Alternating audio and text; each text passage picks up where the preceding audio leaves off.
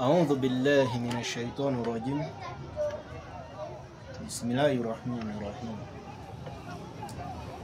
السلام عليكم ورحمة الله وبركاته. Ndugu Waislamu na wasiokuwa Waislamu, ninawakaribisha kwa kipindi hiki kusikiza mawaidha haya yanayotuhusu sisi wote kama wananchi wa Kenya, na hata kama si wananchi wa Kenya pia tunawakaribisha kusikiza mawaidha haya, kwa maana mawaidha haya yatatuguza sisi sote moyoni na yatatujenga huenda kama tutatilia manani. Siku ya leo nafaa tumshukuru Mwenyezi Mungu kwa yale yote ametujalia. Mwenyezi Mungu ametujalia uhai, Mwenyezi Mungu ametujalia afya, na Mwenyezi Mungu ametujalia pumzi. Ametujalia mambo mengi ambaye tuwezi tukatoa shukurani, ila hatuoni kama ni neema, isipokuwa yule ambaye Mwenyezi Mungu atamuondolea neema hiyo. Huyo ndiye atakayetambua akiwa katika mauti kumbe uhai ulikuwa ni wa muhimu, kwa maana atatamani arejezewe uhai arudi tena hapa duniani, lakini hataweza kamwe. Kwa hivyo tunamshukuru Mwenyezi Mungu ambaye ametujalia uhai, ametujalia neema hiyo kuwa ni neema ambayo ni ya muhimu kwetu, na ameifanya kuwa ni neema bora kwa waumini na wasiokuwa waumini. Amefanya neema ya afya na neema ya uhai kuwa ni bora kwa wale wanaomwabudu na wasio muabudu. Wewe ndugu yangu, wacha tushikamane pamoja, tuandamane katika msafara huu wa mawaidha haya, tuweze kujifundisha neno siku ya leo. Baada ya kumshukuru Mwenyezi Mungu, alhamdulillahi rabbil alamina, katika neema ambaye ametujalia. Hivi sasa tunapatikana katika mji wa Sake katika kata ya Kimoka, ambako hali ni wasiwasi na wananchi wakiwa wamekimbia mji wa Sake kufuatia mapigano inayoendelea kati ya jeshi la serikali na waasi wa M23 kwenye milima unayoiona hapa nyuma yangu, ikiwa sio mbali na mji wa Sake. Baadhi yao walikimbia maeneo ya Masisi wakakimbilia hapa Sake, na hivi sasa wanakimbilia katika mji wa Goma na wengine eneo la Mugunga kuhofia maisha, wakibeba watoto, mbuzi pamoja na godoro, namna wanavyosema. Tunamshukuru Mwenyezi Mungu kutujalia viongozi ambao wamekuwa ni viongozi bora kuliko Aruba njoo tumekuwa na ikara pamoja na tumeshuka mwingine, kwa maana neema hiyo ni kubwa. Isipokuwa hatutambui neema hii, ila labda akiwa ametuondolea neema hii ndipo tutakapotambua neema hii. Ninapoleta mfano mwaka wa 2017 ndio tumekimbia, tuliweza kujaliwa kuanzia 11 13 na wakazi wakielezea kwa nini hawaogopi mlio wa risasi wale wachache ambao wamebaki hapa, ambaye ni Uhuru Muigai Kenyatta. Wengi wetu hatukuweza kutambua neema hiyo kwa sababu tulikuwa tumejaliwa, lakini tumefumbwa macho, hatuoni kuwa ya kwamba ilikuwa ni neema. Ila tulipotambua neema hiyo kwa ya kwamba kiongozi huyu alikuwa ni bora, alikuwa ni kama neema kwetu, ni baada ya yeye kuondoka na baada ya kumpigia debe aondoke, tukamfukuza, tukamtoa silaha nzito kutoka jeshi la serikali zikiwa zinatumiwa, ikiwemo helikopta za kijeshi, ndege za kijeshi, vifaru pamoja na silaha nyingine. Wakazi katika eneo hili wakiomba amani iweze kupatikana ili waweze kurudi kwenye vijiji vyao. Alipoona kwa ya kwamba hatutambui neema yake, muhuri wake uliweza kuisha. Na muhula ulipoisha, kama twende wapi, hatuna nafasi ya kukimbilia. Waasi wa M23 kila mara wamekuwa kiomba mazungumzo na serikali ya Kinshasa, swala ambalo serikali ya Kinshasa imekuwa ikitupilia mbali. Wengine bado mapigano yakiendelea na jeshi la serikali kuendelea kukabiliana na waasi hao. Baadhi yao wakiwa ni wanawake, wanasema kwamba tangu usiku kuna baadhi ya bomu zilizoshambulia alipoleta viongozi hao. Ni kama mama mmoja ambaye tulikutana naye katika barabara ya Sake Goma, anasema kwamba watoto wake wawili tukafanya majiraha wakati wa usiku, wakati bomu ilianguka kwenye nyumba yake pamoja na migomba yake kuteketea. Mashallah au alhamdulillah, tuliweza kujitolea. Kiongozi mbora aliyekuja na huruma na huzuni, na aliyekuja na huzuni katika sura yake, katika matamshi yake, alipokuja akiwa mnyenyekevu na kuonekana kuwa ya kwamba huyu atakuwa ndiye kiongozi ambaye atakuwa ni kiongozi bora anayeweza kutambua maslahi ya mwananchi wa chini.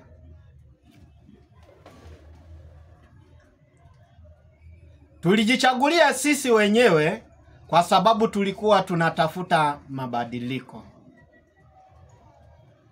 Na Allah akatujalia huyo kiongozi akapata neema ya uongozi. Mwishowe alipochaguliwa, hajakaa hata miaka miwili ijaisha 3, tukaanza kuona ubaya. Tukajisahau kwa ya kwamba ni sisi wenyewe. Alipokuja na huruma zake akajihurumisha, mkamchagua, hamukujua kama haya yatatokea. Walakini siku ya leo ni mwezi wa Ramadhani. Kuna wale wametimiza siku 15 na kuna wale wametimiza siku 16.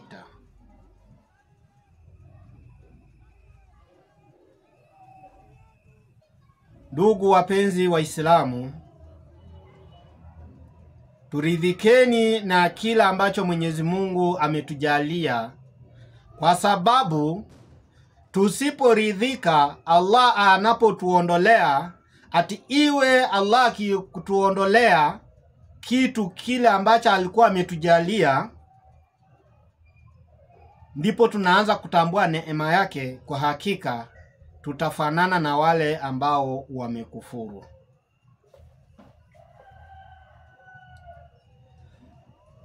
Kwa sababu sisi kama wana inchi, hakuna siku kiongozi atakayechaguliwa aje akawa mwenye kuridhisha kila mwana inchi, mbali utakuta wengine wameridhika na wengine hawajaridhika. Na alhamdulillah, katika uongozi huu huenda tukawa kuna wale wanaoona uongozi huu unaendeshwa vibaya, but kwa upande wangu alhamdulillah naweza shukuru Mungu, uongozi huu unaweza ukawa uko sahihi ama uko sawa. Na pia kiongozi huyu ambaye ni William Samoei Ruto, endelea na uongozi wako, kwa maana neema hii kuna wale ambao wanaiona na kuna wale ambao hawaioni. Na kwangu mimi inaweza sema kuwa ya kwamba ninaona hii neema ambaye ya uongozi wako unaweza ukawa uko sahihi na uko sawa sawa. Kwa hivyo ninakuombea Mwenyezi Mungu akupe hekima, akuhifadhi, akupe maono bora ya kujenga nchi hii na uwe mtawala bora. Najaribu kumaanisha nini, ndugu zangu munao nisikiza?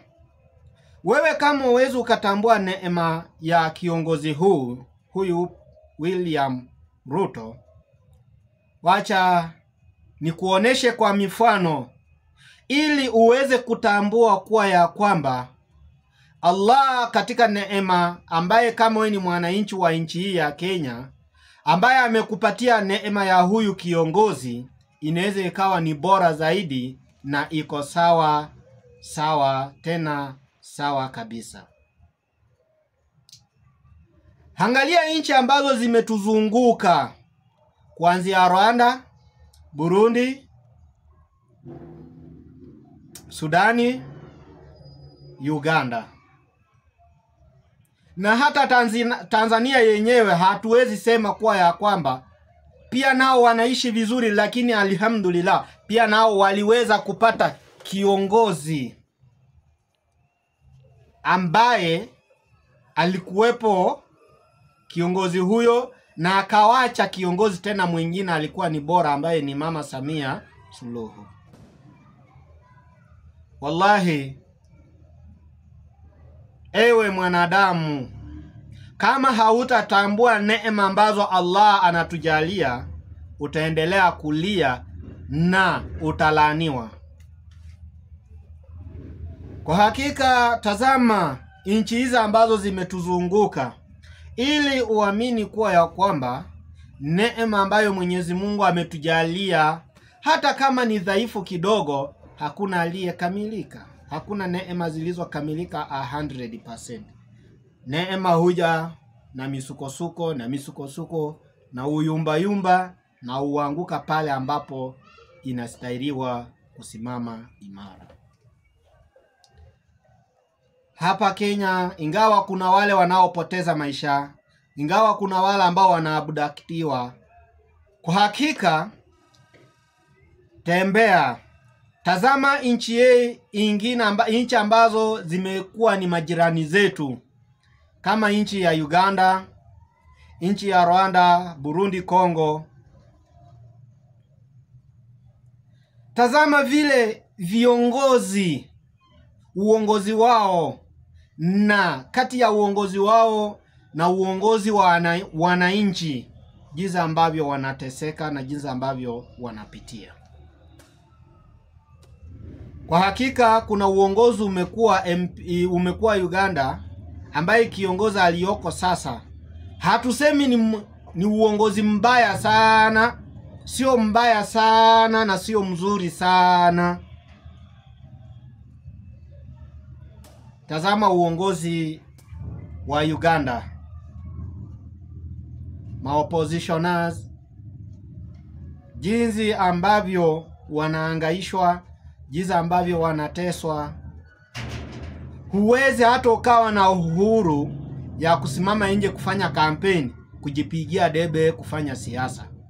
Hiyo ni nchi gani? Unaposhikwa, vijana wameshikwa, vijana liga zangu wanakamatwa, wananyongwa hadharani kwa barabara na maaskari. Inna lillahi wa inna ilaihi raji'un. Ili utambue nchi yako hii ya Kenya, Allah ameweka neema ambayo iliyo bora zaidi. Tazama nchi ya Uganda, wanashika vijana. Kuna wale vijana ambao wamefungwa kuanzia tangu Museveni aingie uongozini na hadi paka sasa hivi wapo, na wengine wamekufia huko, na haijulikani wenye wapo kama watakuja kutoka wakiwa salama. Angalia vijana walioshikwa wakati president akichaguliwa. Wakati president akichaguliwa, katika huu muhula ambao upo hadi paka sasa hivi, bado wako ndani, na wengine wanaendelea kushikwa wakiwekwa ndani. Familia zao zinahangaika. Wacha ati uko na makosa, kama vile jinsi ambavyo sisi hapa tunaweza andamana, twende sijui State House, sijui twende Parliament, sijui twende bunge, twende tukule chakula na turudi tukiwa salama. Kwa Uganda hiyo, hata ukijaribu kufanya siasa, Wewe unaye support hatuna support mtu fulani ambaye kama sio Museveni na timu yake, sio wewe, kama wewe sio rangi nyingine zaidi ya yellow, ukafanya campaign, unashikwa ama kusapoti mfuasi wako na unawekwa ndani, ama unapigwa risasi, ama unachinjwa kama kuku. Wallahi hii neema tunafaa tuishukuru, ni neema kubwa. Hii neema iko sawa. Kwa hakika kama unakula, kwa hakika kama unakunywa, kwa hakika kama unapumua, kwa hakika kama unalala ukaamka ukiwa salama, wallahi mshukuru Mwenyezi Mungu. Nchi yetu hii Allah ameihifadhi, anaipenda. Kama unaweza ukawa na uwezo wa kuamka chini, unaenda kanisani ukaenda, unaenda msikitini ukaenda kwenda kumtukuza Mungu wako, shukuru hii neema ya huyu kiongozi mwenye yupo. Kwa hakika ni neema ambayo ni bora, tunaishukuru. Alhamdulillahi Rabbil Alamin. Wewe unaye usiyetambua hii neema, wallahi kiongozi huyu akachaguliwa. Haya tuseme kwa mfano sasa, tuacha tukamtoe huyu kiongozi tukalete Museveni awe ndio president. Wa upinzani mtafanya upinzani? Wacha tukatoe huyu president ambaye ni Ruto tukaweke president wa Rwanda au Burundi au Sudani. Nchi yetu kweli, hata wewe maskini wa chini utakuwa na uwezo wa kukimbia, utakuwa na uwezo wa kwenda kupata nafasi ya kwenda kusaka tu riziki ya familia yako. Mbona tusishukuru neema hii? Kwa hivyo tumuombee kiongozi wetu, na kama kutakuwa na mahala ambapo anaenda kinyume na jinsi ambavyo sisi hatutaki, maombi na dua inatosha. Kwa sababu wanasema heli shetani unayemjua kuliko malaika usiyemjua. Watu huku nje wanaangamia, watu wamenyongwa. Uganda watu wanakufa usiku na mchana, wakijua wao na support ambaye sio Museveni, wakijua na support sijui Bobi Wine, sijui na support sijui FDC, sijui na support sijui nu. Utanyongwa kama kuku, utachinjwa, utapigwa risasi ya akili. Uganda, hiyo ni Uganda. Ebu twende Rwanda. Ebu angalia Rwanda, angalia Sudani, angalia Burundi, angalia Kongo. Angalia vile watoto wanateseka na virago kichwani. Munapenda hayo maisha ndio muweze kushukuru? Munapenda nchi yetu ifikie hapo ndio uweze kutambua neema ya viongozi wenu? Munapenda kuangaishwa sasa muweze kubeba virago mgongoni mkihangaika mkitafuta mahali pa kupata hata maji ya kunywa? Munataka nchi yetu ifikie hapo ndio muweze kushukuru? Asanti Mungu umetujalia kiongozi bora kama huyo. Kwa hivyo tuwe ni wenye kushukuru neema ambazo Mwenyezi Mungu ametujalia. Na pia tuweze kuombea viongozi wetu. Pia muweze kutubadilishia, mtufanyie yale ambayo muliweza kutamuka. Na viongozi wetu kama hamnajua kabisa hautaweza kunihifadhi, kunichunga mimi, hakuna haja utumie katika lugha ya siasa utangaze utanilinda.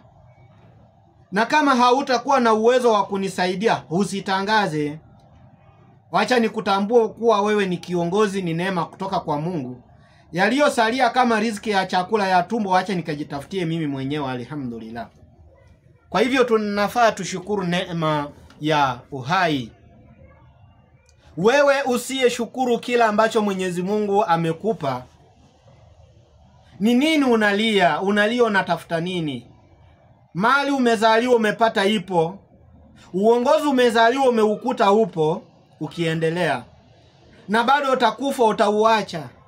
Ni kipi unachokihitaji ili nafsi yako iweze kuridhika, kando na neema ambayo Allah amekujalia, neema ya amani, neema ya uhai? Ni nini unataka upewe ili nafsi yako iweze kuridhika, ndio uweze kukaa chini ukashukuru, kama wewe usema alhamdulillah, ninashukuru Mungu wangu. Ni wangapi wanakimbia, ni wangapi wako na mali lakini haijawasaidia chochote? Mali ni passport ya kwenda mbinguni? Hapana.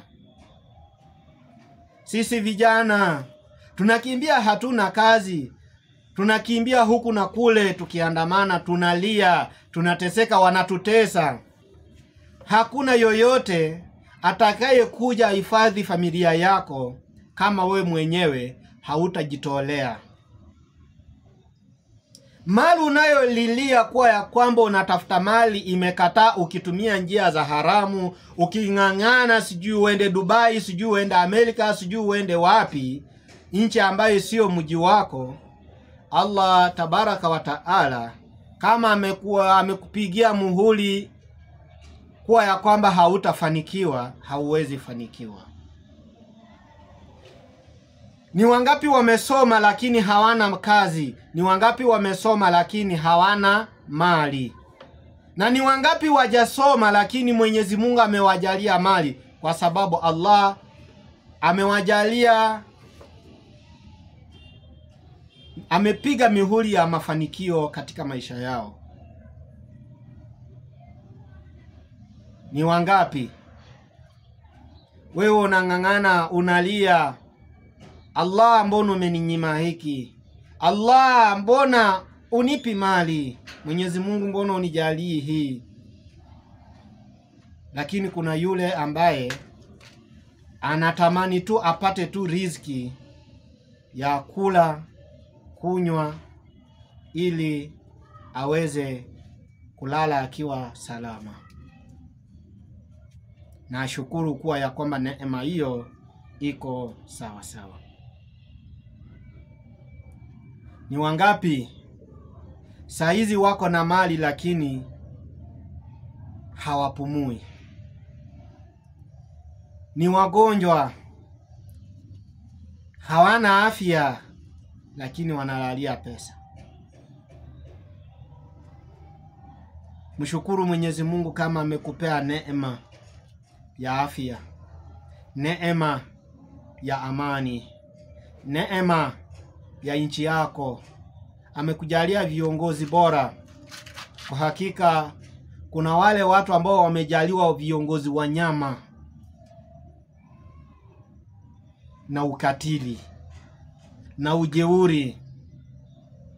Wewe ni nani usiye shukuru neema hii? Nchi yetu iko na amani, nchi yetu iko na mvua, iko na vyakula.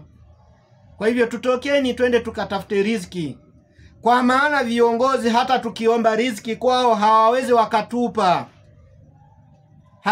Tuwezi kutegemea viongozi wetu kutujalia riziki. Tumutegemee Mwenyezi Mungu, kwa maana Mwenyezi Mungu aliyetuleta hapa, yeye ndiye anajua riziki zetu wapi zitatoka. Yeye ndiye atajua mwisho wa maisha yetu, yeye ndiye atajua mwisho wa nchi yetu. Kwa hivyo kama umekula, umekunywa, ukajaliwa kiongozi ambaye anaweza leta tu amani peke yake tu, basi shukuru. Kwa maana kuna nchi ambazo zinatamani tu kiongozi, hata kama hata leta chakula, hata kama hata leta maendeleo, lakini awe ni kiongozi wa kuleta tu amani peke yake. Wanaomba tu yani kiongozi wa kuleta tu amani, mtu awe uhuru, lakini hawapati amani hiyo, hawapati neema hiyo. Mbona usishukuru? Tuache kulia, tuache tusiwe wenye kulalamika Allah ametunyima. Tuache kuwe ni wenye kulia ufukara wakati wenyewe huenda haijafika. Huenda wakati wa utajiri bado hujafika. Ukute kijana kama mimi nahangaika, tinateseka, sijui naenda Amerika kutafuta mali, sijui kutafuta nini. ati kwa sababu inatafuta kutajirika kwa sababu ya maisha. Je, baba yangu mwenyewe kabla ndiye atajirike, alitajirika akiwa kama umri wangu huu? Uko na miaka 10, 20, 30. Unakimbia na dunia hadi pake nafikia wakati wa kumkufuru Mwenyezi Mungu. Baba yake aliweza kupata mali akiwa na miaka 50, baba yake aliweza kupata mali akiwa na miaka 45, miaka 60, miaka 70. Ni wa vijana wangapi ambao tumewaona Allah amewajalia mali za wazazi wao, lakini hawajui kuzihifadhi. Wameharibu mali, wameuza kwa sababu wamezipata bure, na kwa sababu wamezipata kwa sababu wakati wenyewe haukuwa umefika wa kutafuta ama kujaliwa mali na Mungu, wameziharibu zote, zimekwisha. Ni wangapi? Ni wangapi ambao wako na wazazi wako na mali, lakini wazazi wakafa, wakawaachia magari, wakawaachia maploti, wakawaachia magorofa mjini, lakini mwisho wakamalizia kama wameziuza zote zikaisha? Ni wangapi? Mbona usishukuru neema ya uhai, neema iliyosalia kama ni chakula, nini, riziki kama hizo? Ni kuomba Mwenyezi Mungu na kuwa na utulivu. Allah mwenyewe anajua yafuatayo.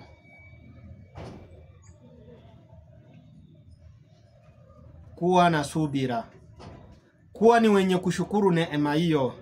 Ni wangapi ambao wameguza pesa lakini hazijawasaidia na chochote? Ni wangapi ambao wanatoka wanaenda Dubai, Katari, wanafanya kazi? Wangapi wameenda kufanya umeidi? Wangapi wameenda kufanya ukadama? Lakini wakirudi wanatukuta tupo, wanakuta watu wapo, maisha yanaendelea, na wanakuja wanajiunga kwa hiyo life wakisongeza mbele. Ni wangapi? Ni wangapi wameenda kufanya biashara nje ya Amerika, wameenda kufanya kazi nje, wakikimbia miji yao iliyo bora, wakisema hawawezi maisha yao, wametoka kwenda kutafuta riziki za nje, lakini wanarudi mikono mitupu, wengine wanarudishwa wakiwa majenezani. Ni wangapi? Kwa hivyo tuwe ni wenye kushukuru neema ambaye Allah amekujalia, hata kama ni kidogo. Shukuru, wallahi shukuru. Ukiwa kama uko na uwezo wa kulisha familia yako, shukuru. Ukiwa kama uko na uwezo wa kujilisha, shukuru. Hata kama wewe unapanga, ukiwa kama uko na uwezo wa kulipa nyumba yako kama hii yangu, hata kama ni ya mabati, unalipa 1000, shukuru. Ni neema kubwa sana. Na kama hutashukuru hii, hata Allah akikujalia neema kubwa, hauwezi shukuru kamwe. Kwa maana utatoka utaenda Dubai, utafanikiwa, upate pesa, na bado utatamani sasa utoke Dubai uende Amerika. Hakuna mwanadamu yoyote hapa ulimwengu amewahi tafuta pesa zikatoshana na majukumu yake wala maslahi yake ya kimaisha ya dunia. Ila mwanadamu anatafuta, anang'ang'ana kukimbia na kutafuta pesa, akijua kuwa ya kwamba ninaishi hapa duniani. Amejisahau kama kuna umauti, amejisahau kama maisha yana mwisho. Kwa hivyo, ndugu wapenzi, wapendwa mnaonisikiza, usia huu uwafikie kila waumini ambao wanaweza wakamcha Mwenyezi Mungu. Takullaha haka tukatihi wala tamutuna illa wa antum muslimuna ya ayyuhalladhina amanu, enyi mlioamini, tumuogope Mwenyezi Mungu. Takullaha,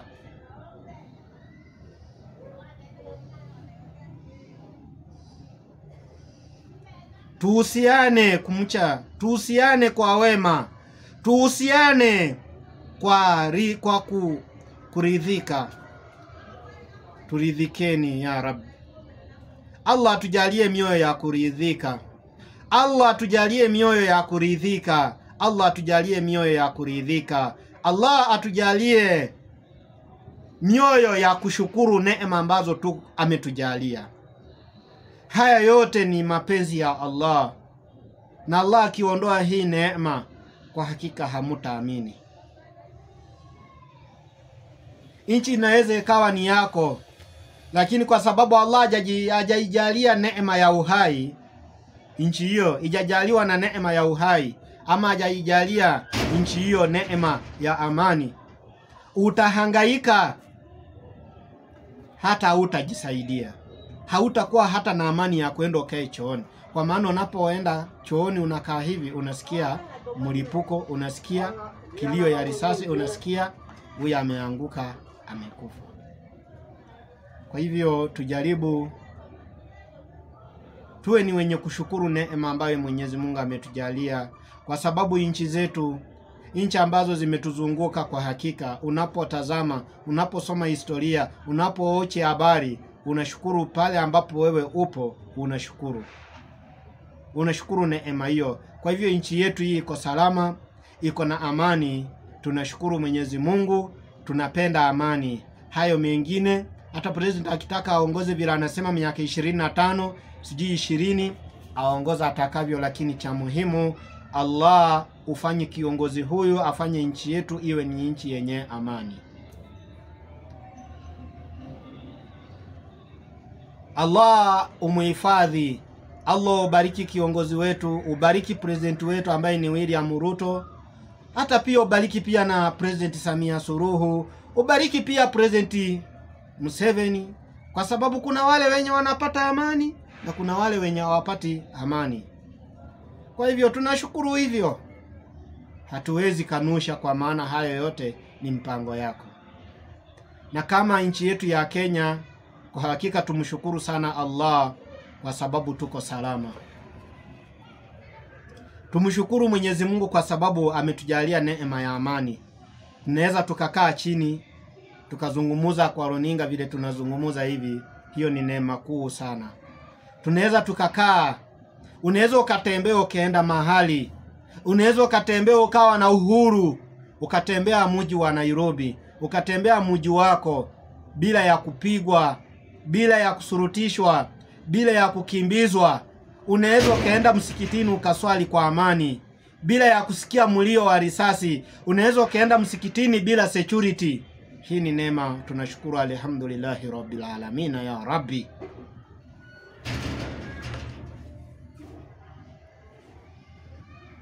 Ninashukuru ndugu zangu mnaonisikiza.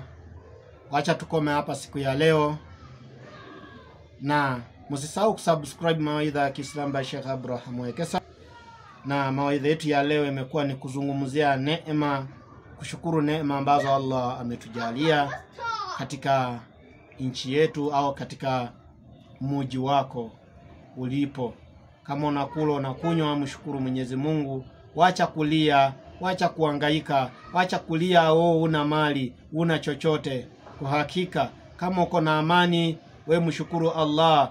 Kuwa na subira, tuwe na uvumilivu. Allah ataleta mali, Allah ataleta heri nyingi. Kama kuna amani mji wetu, Allah atatujalia riziki, Allah ataleta mvua. Hata kama vyakula kwa maduka zitakuwa ni expe, Allah ataleta mvua. Majani, mboga za majani zitamea, tutakula bure. Nyasi zitamea, tutachemsha, tutakula. Lakini kukiwa na kiangazi na hatuna amani, wallahi wa billahi thumma tallahi, hata mji wetu, hata kama pesa zitakuwa zimemwagwa mjini, hakuna atakayeweza kuziokota, ila kila mmoja atakuwa anakimbia kuokoa uhai wake. Kwa hivyo tumshukuru Allah, tumshukuru Mwenyezi Mungu, tumshukuru Mungu wetu. Ya Rabbi, tunashukuru neema hii. Tunashukuru tena zaidi, alhamdulillahi rabbil alamin. Uhifadhi kiongozi wetu, umupe maarifa, umupe kutuelewa. Ufanye kiongozi wetu awe ni mwenye kutuelewa, na awe kiongozi muungwana, awe kiongozi mwenye hekima, awe kiongozi ambaye anaweza akatusikiza, awe kiongozi mwenye anaweza pigania maslahi yetu. Na pia wale ambao wako na uongozi mbaya, Allah ukawajalie, ukaondolee sheitani, kwa sababu hiyo zote ni shari za sheitani, ni wishiwishe za sheitani. Allah kawabadilishe nafsi zao, Allah kawape utu, Allah kawajalie ubinadamu, Allah kawajalie utu, waweze kujali pia binadamu wenzao. Allah, tunakuomba Mwenyezi Mungu utujalie ya Rabbi. Tunashukuru Mwenyezi Mungu kwa kutujalia wakati huu na kunijalia neema ya uhai na kunijalia nafasi hii kwa kuzungumuza kwa runinga. Nashukuru, alhamdulillahi rabbil alamina. Wa hadha, assalamu alaikum wa rahmatullahi wa ta'ala wa barakatuh.